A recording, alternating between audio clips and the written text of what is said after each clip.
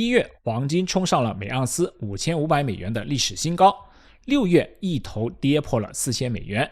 如果你手里也有黄金，这半年就是一趟过山车。更反常的是，6月中东真打起来了，避险之王黄金不涨反跌。答案就写在世界黄金协会刚刚发布的黄金年终展望2026里面。这一期就干一件事，拆开它的模型，看往上破往下破都各要什么条件。先交代几个词，盎司你就理解成金子的一个重量单位，1盎司大概就是一个鸡蛋那么重的一小块。避险就是天下大乱的时候大家往里躲的地方，黄金几百年来一直就是干这个活，所以6月它不涨反跌才叫反常。还有一句丑话先说在前面，这期出现的所有数字全部来自这份报告本身，不是我浩哥拍脑袋算出来的。报告的副标题起得很讲究，英文叫做 Point Break， 冲浪的说法翻译成中文就是破浪点。一道浪已经推到最高，浪头马上要翻卷下来，可到底往哪边倒还没有定一个临界点。上半年这波过山车是怎么被几只看不见的手推出来的？下半年往上破和往下破分别需要哪些触发条件？对应哪些具体的数字？报告全都给了量化的答案。所以这一期从头到尾就围着一个问题在转。站在波浪点上，下半年的这道浪，机构的模型认为它更可能往哪边翻？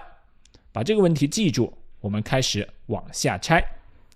我是浩哥，新西兰持牌的财务顾问，20年交易经验，专干一件事，把权威机构那些看着让人头大的报告翻译成你听得懂也用得上的人话。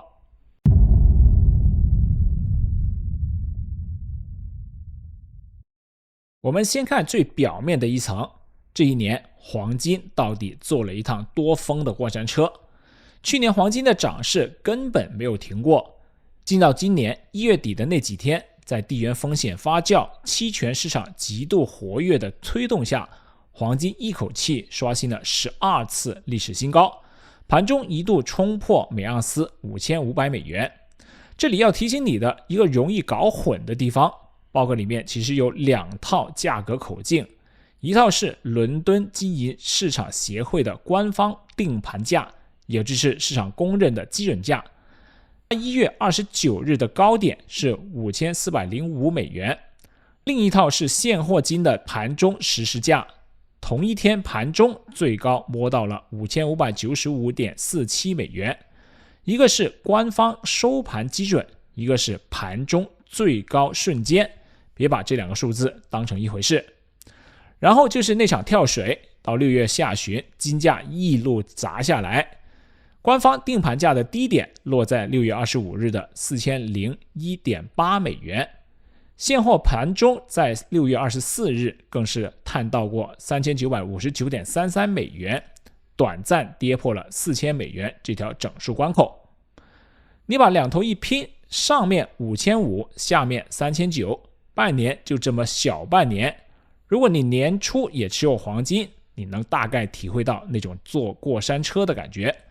同一块金子，账户上的数字先让你飘飘然，又让你手心冒汗。你到底是坐在这趟车里面的哪一节车厢，全看你是几月份上的车。那这么剧烈的甩动，把黄金的实际波动率一度推到了 50% 以上。波动率你就简单理解成为价格上窜下跳的剧烈程度，数字越大晃得越狠。而且当时不只是黄金在晃，美国和伊朗冲突一开打，几乎所有的资产的波动率都在往上窜。好在到了现在，黄金的波动率已经回落到 30% 以下了。不过报告也点明，这个数字仍然高于它过去20年 17% 的平均水平。世界黄金协会补了一句很关键的历史规律，黄金的波动率每次这样飙上去，往往会慢慢回归均值，也就是又跌回到正常的区间。这是历史统计出来的倾向，不是对未来的保证。这张波动率的走势图我们就点到为止。真正值得你认真去盯的是另一张对比图。我们把黄金和一堆主要资产、全球国债、美元现金、美债、股债平衡组合、美股、大宗商品、发达市场股票、新兴市场股票全都拉在一起，比一下过去12个月谁跑得快。结果你会发现一件挺反直觉的事情，哪怕黄金今年到现在跌了 7%， 回吐了这么大一截，把时间窗口拉到过去整整1年，它依然排在最前面那一档，是其他资产在后面追赶它，想把差距补上也补不上的。这就带出了一个矛盾，一个今年在跌的东西怎么同时也是过去1年最能打的东西呢？说白了是它去年涨得太猛，攒下的家底太厚，今年就算回撤这么一大截，前面的领先优势还没被吃完。这里面谁赚到了？是去年早早上车拿住不动的那批人。谁在难受？是今年高位追进去正好接在山顶上的那批人。同样一块金子，赚和亏差的只是你在按下买入键的那一个时间点。那问题又来了，黄金推上5500又摔回3900的到底是什么力量？这些力量里面哪一只手出的力是最大的？你心里那个答案很可能是错的。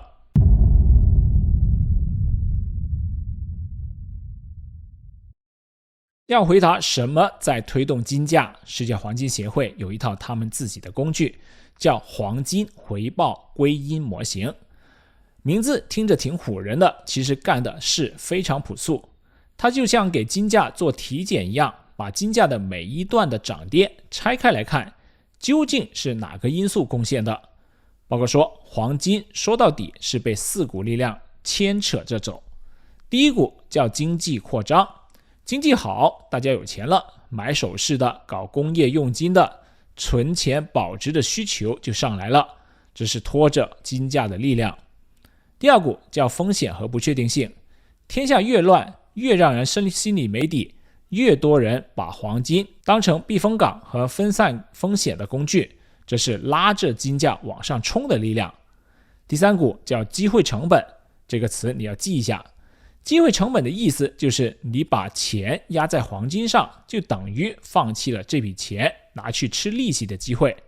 所以当债券利息往下走，或者美元这种货币在贬值，持有黄金损失的那点利息就变少了，黄金相对就更香了。反过来，利息高，黄金强，黄金就没那么香了。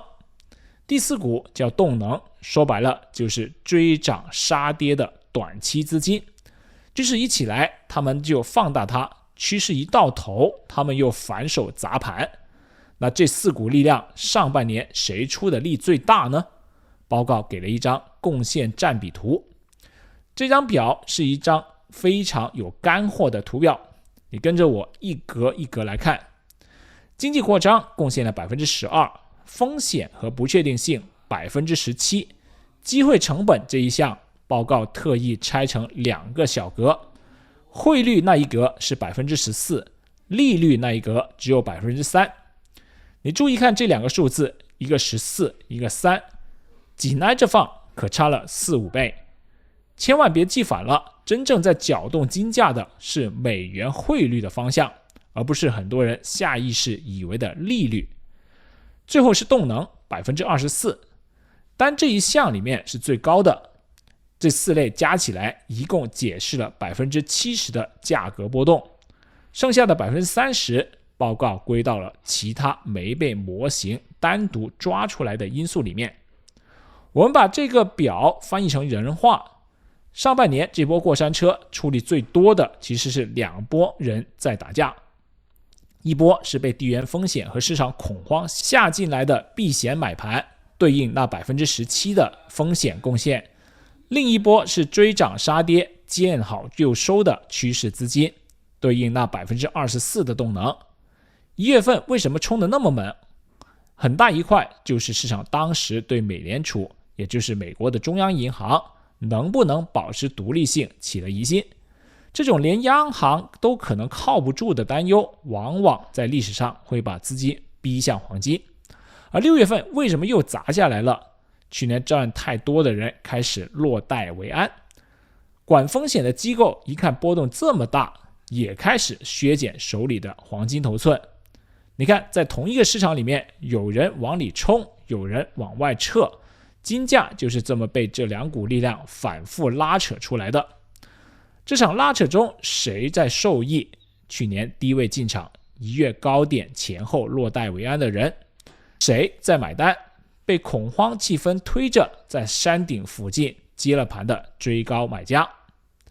如果你上半年也盯着账号，先是心动想追，后来又慌的想跑，那其实并不是你一个人在纠结，你就是这张归因图表里面那 17% 加 24% 的一小部分。这张图还有一个月度分解图做补充，把每一个月这股力量怎样此消彼长画了出来。我们知道有这么回事，能看到力量在随时间轮换就够了，不必要逐月去追。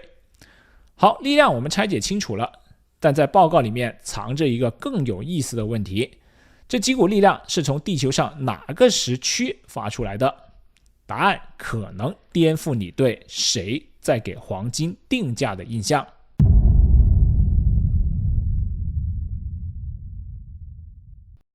我先把开头那个反常的事捡回来。6月开战，黄金这个避险之王为什么反而在跌？答案的一半就藏在这一章里面。世界黄金协会做了一个很细的活，他把黄金一天的涨跌按交易时段切开，看看到底哪个时区在真正推动价格。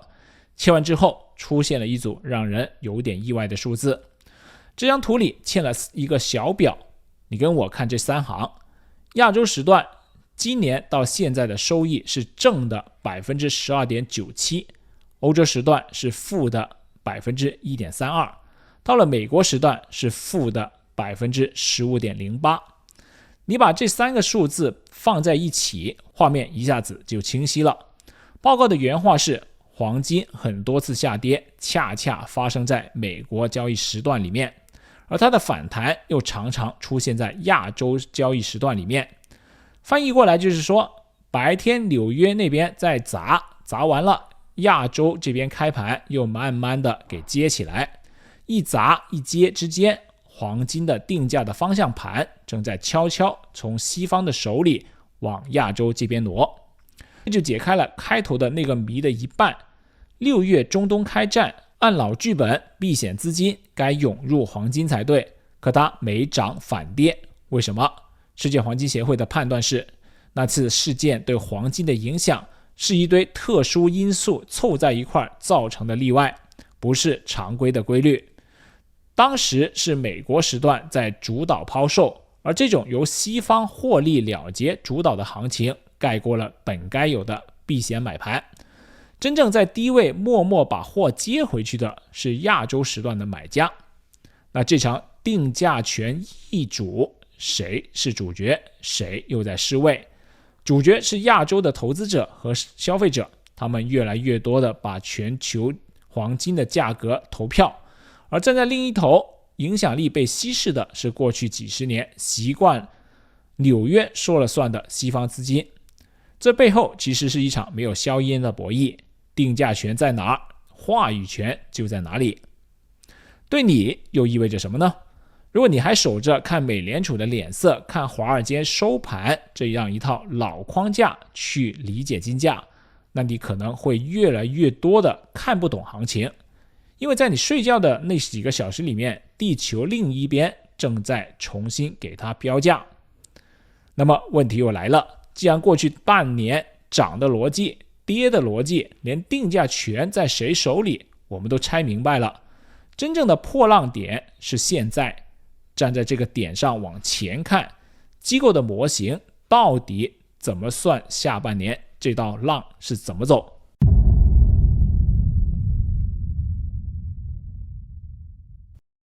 好，到这第一期就先收在破浪点上。我们花了整整3章，其实只干了一件事，把过去这半年彻底拆开了。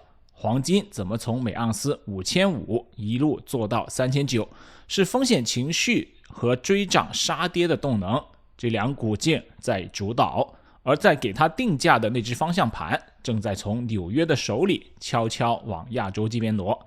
这些全是已经发生的事。可你有没有发现，我们绕了一大圈，开头那个要命的问题其实一个字都还没有回答上。站在破浪点上，下半年这道浪，世界黄金协会的模型到底认为它更可能往上翻还是往下砸？这个答案报告里是有的，而且不是一句含糊的看情况，是一个明明白白带着具体价位区间的判断。往上破要凑齐哪几件条件，模型价位能够摸到多高，往下破又会摔到哪个位置，历史上这种回撤通常指在哪里？甚至在宏观这盘大棋之上还藏着2张牌，一张悄悄托底，一张悄悄使绊子，其中一张很可能正压着你此刻手里黄金的账号，而出手的不是美联储。如果现在就让你压一个方向，往上往下还是原地打转，你会压哪一个？把你的答案打到评论区，等下期揭晓的时候你回来对一对，看看自己的直觉跟机构的模型对上了没有。像这样把一份权威报告拆开了揉碎了讲，我每个月都会做一期，关注一下破浪点的下半场，你就不会错过了。我们下期再见。